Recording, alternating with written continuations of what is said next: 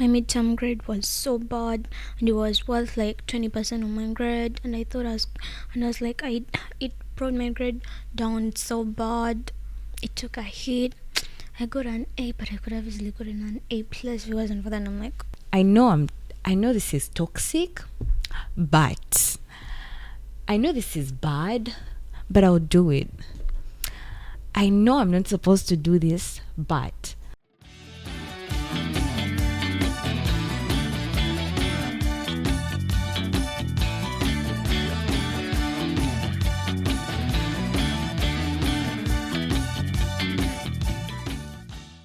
welcome back to the Gap and the Grind. As usual, I am your host Denise. and I'm Precious.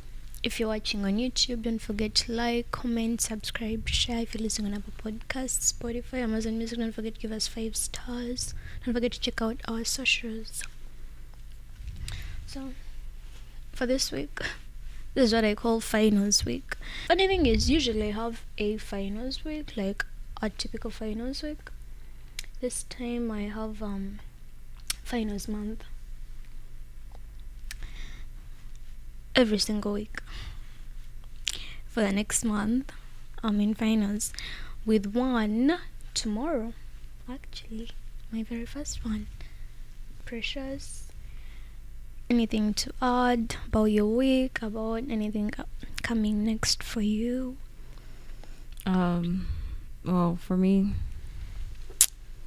life is coming next for me. Did you say life's coming next for you? Yeah. We'll take it, guys. We'll take it. How would you set yourself up for when I'm going into studying final season, to be specific, exam season? Do you have a specific desk setup? Do you have areas places where you go to study, and those are you study at home? Let's think more scene.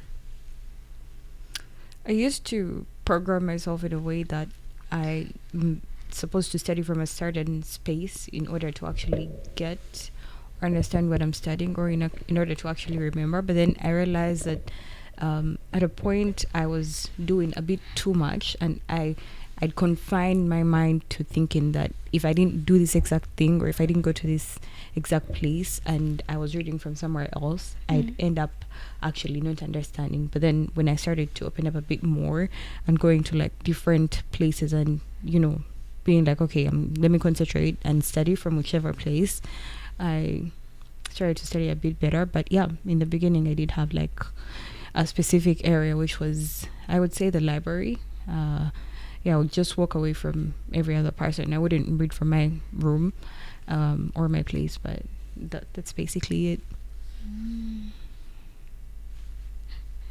Same-ish. Well, I'm a night owl, so I do a lot of my deep focus sessions at night. Because one, the silence, there is no one, just don't wanna be bothered. It's more the environment. And then during day, I just go to UFG has so many silent spaces in their libraries, so I go there. I've tried cafes before, but I never get to deep focus in there. It's very shallow. Every minute there is some distraction, and I'm gonna lie, I can't be easily distracted because I'm also like, I don't want to study necessarily, especially when you're just starting off. And if you're just 20 minutes in, new distraction distracts your focus, as we talked about in one of our episodes back. Did you ever listen to playlists, or when you are studying, white noise, music? I don't listen to music while I study. It's a very big distraction for me. I'm a great dancer, and I love to sing along as well. I'm a great dancer, and I love to sing along as well. So if I'm listening to music, I'll definitely want to get up and vibe to whatever is going on. If I'm studying, I just want to study and have no background noise. Have you tried white noise? Yeah, no. Just no noise. No noise. This is the funny thing for me. When I'm in a public space, say I'm at home and everyone's still sort of around because my desk area is sort of in the living room. So sometimes there are people doing other things. I listen to I listen to like my sing along playlist, and at first I used to be like, I can't believe I actually focused, but I mean, first few songs I'm vibing obviously, but I am studying. But for some reason I can't actually get into deep focus much more when I'm listening to my sing along playlist than when I'm listening to everyone around me and their conversations. I think part of it might actually be because since it is my sing along playlist, I've listened to these songs so many times that one more or the other they sort of turn into white noise. Because white noise is sort of, I've seen some in the draft pick. We're going to talk about some toxic study motivation things I found on TikTok and everywhere, but someone saying play this one song over and over just on repeat and you will turn to white noise. But I don't play one song. That would distract me too much. Listening to it over and over, it would kill me. Did you have any sort of, as soon as I study rituals, but more writing rituals when you went into your exams? Specific pen, specific style, specific thing you do when you wake up or right before you begin writing the exam, things like that.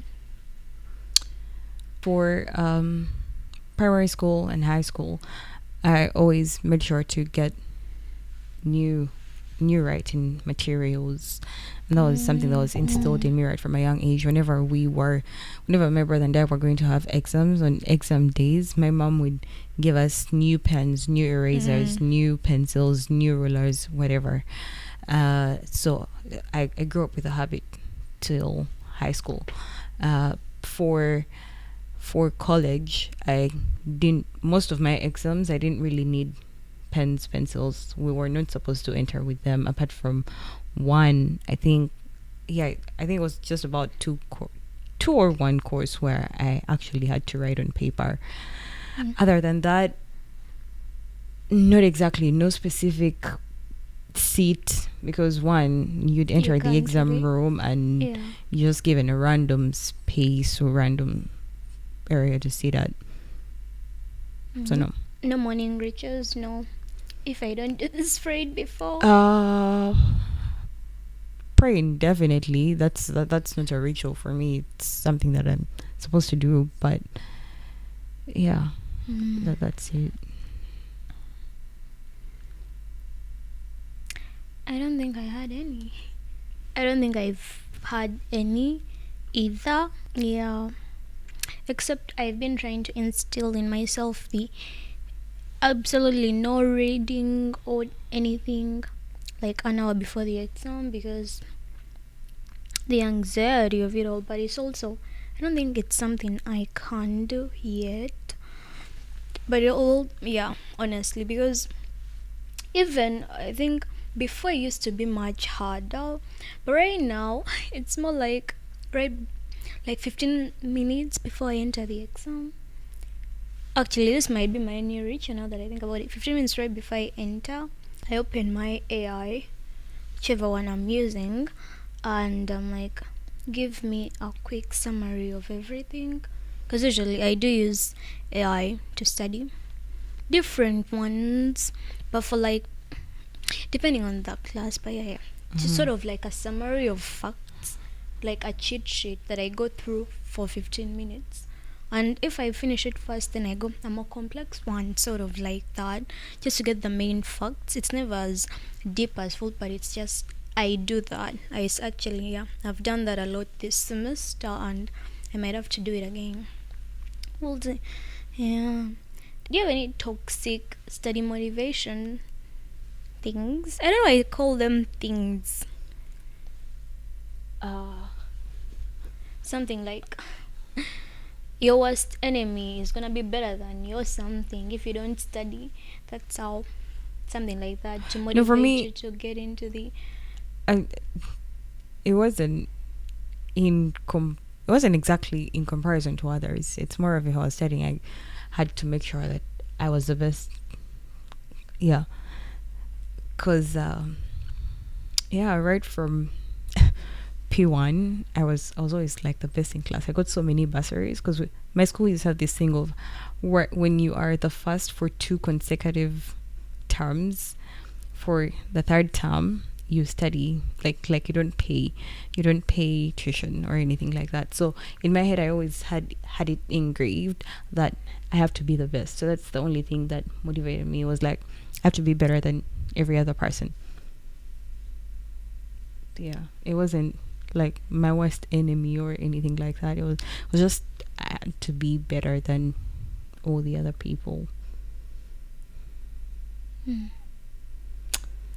I mean, I hear it, but I'm like, yeah, I feel like that's actually good motivation and it's not necessarily toxic Yeah, exactly. It's not toxic. motivation. Yeah. Yeah.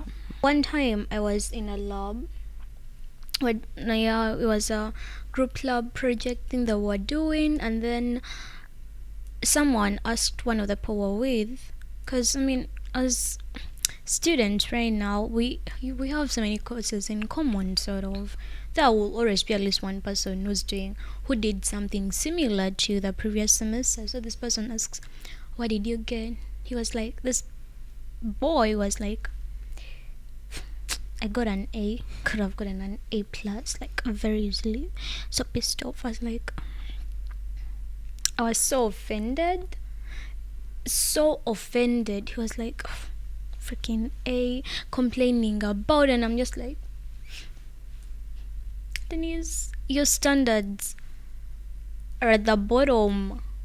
People are complaining about A's, talking about how they could obviously gotten A pluses, and they were like, "Oh, the midterm was so hard." I thought he was gonna say, the way he was complaining at first, right before he mentioned that he got an A, I was like, "Oh, my midterm grade was so bad, and it was worth like 20% of my grade." And I was like, it brought my grade down so bad. It took a hit. I got an A, but I could have easily gotten an A plus if it wasn't for that. And I'm like, oh God, no. In that moment, I wrote it down in my lab notebook, and I was like, please. So if you're not complaining about A's by the end of the semester, there's something wrong with you, because the standards. I think in high school it was much easier to sort of compare yourself to other students, because you sort of know how everyone's performing. You sort of know. In uni, it's, well, at least for your FT, unless your friend tells you, you sort of, yeah, some profs will tell you the average, but you can the class average could be 70, but they're poor with 100. You get what I'm saying? Doesn't mean they don't exist. So if you exist, if you live by, oh, it's 70, I got 72, I'm like, no, that's not good enough. People are getting 100. I think hearing that people talk about, I was like, wow, wow, Denise, what kind of student are you now? But yeah, this is just the primer. Honestly, for draft pick, I think draft pick is gonna be so fun. I keep mentioning it only because I prepared a lot for it. This was more to prepare you guys for it. You know, all that toxic study methods. I think those are the ones I'm going for this exam season. Hence why I wanna share. Who knows? We could also do the good ones, but I mean, how many times do those work for students Can like wait. us? Yay. But anyway. Okay, and we'll be diving into culture check. We'll be checking the culture before it checks us. And today's topic hits home for so many of us. Everyone does struggle with this, or doesn't struggle, because we have normalized it. We are very much so self-aware. We are a generation that struggles with, I wouldn't say struggles. We are highly self-aware. But then what do we do about the self-awareness? And what do I mean by this? It's more like you're like, I know this is toxic, but I know this is bad, but I'll do it. I know I'm not supposed to do this, but. So it's more like we've normalized everything and we do have an excuse for what we are doing in spite of the fact that we know we are not supposed, or in spite of the fact that we know it's not supposed to be happening, we go ahead and do it. Agree with me or agree with me. Mm. I agree with. I think we are very much more self-aware. At first, I used to think it's just me, but once again, interacting with other people and then realizing, yeah, people understand themselves more and understand what they are doing more. They understand their patterns, but they don't. Not they. We all don't do much to change those things. I do agree with that. Okay, so yeah, Dennis, I do agree with you 100%. And I know everyone does agree with us because, I mean, we know what's good for us, we know what's bad for us, we know who's right for us, we know who's not right for us. But then knowing is one thing. A friend of mine did mention, and he always watches this podcast. Thank you for watching and thank you for listening. He did mention knowing is one thing and doing is another. Like, you know it, but then are you going to fix it? Yes, knowing or being aware is a step forward, is a step toward success and fixation. But the doing, like, are you doing it? So what exactly is a problem? Where where do you think the problem comes in? Like, why are we so aware of all our ailments and we just can't do anything about it, or we just decide to be comfortable in our situations? I think for a long time, self awareness was almost glorified or made to be this big step that you need to get to. And people, it was like, it's the first step in this, it's always the first step. No one ever told us what the next step is. So people are sort of starting to have to navigate the I know. But do I still want to do it? Do I not want to do it? I feel like that's sort of what they are faced with after being aware. That's actually very that's actually true and sad. Very sad. Uh yeah, for me I think it's also because yeah, I think that's one. And two, I think it's because we have learned and mastered the art of explaining our problems, of explaining our situations, explaining our troubles. And so we've made peace with them. Someone once said dementia is actually not exactly a situation, it's something people come up with. ADHD is also apparently an excuse, it's not exactly real. Anxiety issues are not real. It's all made up in our minds. We just come up with them. So all the other problems that follow up with that are not real. Uh yeah. I feel like we've just gotten comfortable with explaining our, what do I call it? Our shortcomings. When we went into the mental part of it, I'm sort of like, I don't necessarily think it's not a thing. People use it as an excuse for not doing what they are supposed to do, for not changing or for not going further. Like, it's because I have this or this feeling, whatever the feeling is, the anxiety prevents me from doing this. I have social anxiety, I'm not gonna go talk to anyone. Exactly. But it's not necessarily it doesn't exist or it's made up, but it's become maybe too much of an excuse for not doing sometimes. And some of it is extreme because there's anxiety that's so bad just that is so bad, and that actually is, you know, we are humans, freaking flawed That's exactly humans. what I'm talking about. We have an explanation for everything. We have Did you just say I'm explaining our here shortcomings as we're humans? humans and we're all flawed. Sounds like people are saying my attachment style.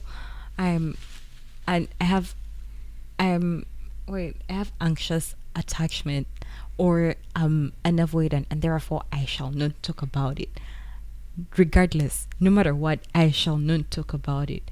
You know, self awareness with no change is just a well explained cycle, never ending cycle. Have you ever known better and still choose to do what you know is not the better? Yeah, but I didn't use it as an excuse, because now those are two different things. There is the I did it because of this, and there is the I did it regardless. The regardless one, I'm like, I don't think is attributed much to over explaining my shortcomings. I feel like I do that all the freaking time. Well, no, well, guys, no, no, I'm not that messy, but I do. I'm like, yeah, aware, and sometimes I'm like, yeah, nope, I'm not gonna change, but I never use it as an excuse. Let's say I know that boy is bad for me, Mm-hmm. but I'll get into a relationship. I'm not blaming it on anything. I'm not saying it's because of some attachment style or some past trauma. That's more a regardless thing. So they are sort of two different topics ish. Yeah. You mentioned the trauma part. I do agree with it. I mean, you're right to not be able to do something or go through something because of trauma. But then, yeah, that's again, that's awareness. But awareness is one thing, and doing better, changing is another. That is your task, you know. So, listeners, let us know, what is one thing that you know you probably shouldn't be doing, but then you still decide to go along with, or you still decide to do because hey, it's just me, or you know, I'm self-aware. I'm doing this because that's just who I yeah, that's been it for this week's culture check. And that's been it for TJ Squared. If you're watching on YouTube, don't forget to like, comment, subscribe, share. If you're listening on Apple Podcasts, Spotify, Amazon Music, don't forget to give us 5 stars, and don't forget to check out our socials. See you next week.